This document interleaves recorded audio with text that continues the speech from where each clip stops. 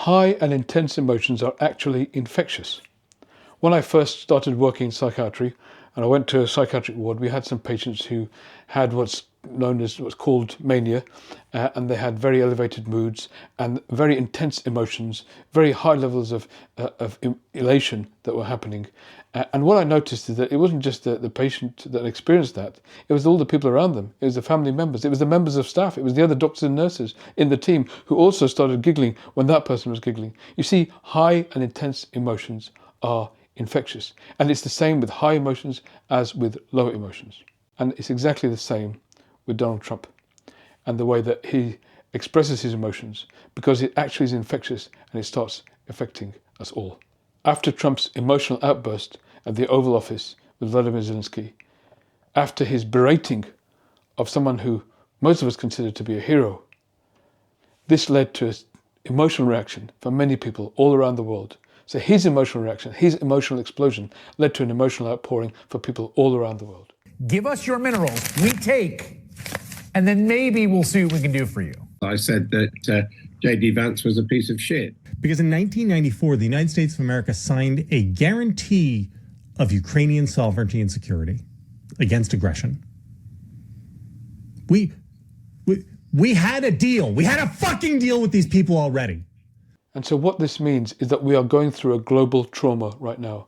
Trump's emotional incontinence, his inability to maintain boundaries to his emotions, is spilling out beyond him and across the whole world. And as a result, we are all being traumatized by it. This is something that Trump's family knows very well about. In fact, his family members were people early on who said that he shouldn't be president because they understood this exactly is what would happen. And Mary Trump describes it very well herself too.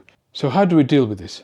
How are we going to handle this situation now, where we're on the receiving end of tsunamis of emotion, and as a result, at risk of becoming very emotional and very kind of mentally disturbed ourselves? Well, in my own practice, for my own mental well-being, and I also teach this to patients, something that I am a big believer in and a practicer of is mindfulness. What mindfulness is fundamentally about is what Buddha described as the middle path between suppressing our emotions and acting them out. There is something we can do in between. We shouldn't try and suppress the emotions that we feel. That's not going to work. Nor should we act them out and let the rage out into the outside world so that that can then affect other people. No, there is a middle ground. And that is actually feeling it in our bodies. Because every emotion is accompanied by a physical sensation within our bodies. And if we can actually be present with it, just notice the feeling of the emotion in our bodies, then it stops us actually bringing it out into the outside world, spreading it to other people, but also means we don't have to suppress it either. It's something that's valid, it's real, it's come about because of the experiences we're having.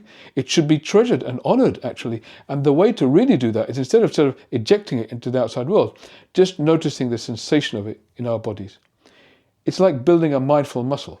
And if we do that on a regular basis, just sitting down to meditate, for example, and just noticing the feelings inside our bodies, just noticing them, how they come and go, how they're always on the move, what they feel like, what the physical sensations of them feel like, as we just sit and be present with whatever is arising in us.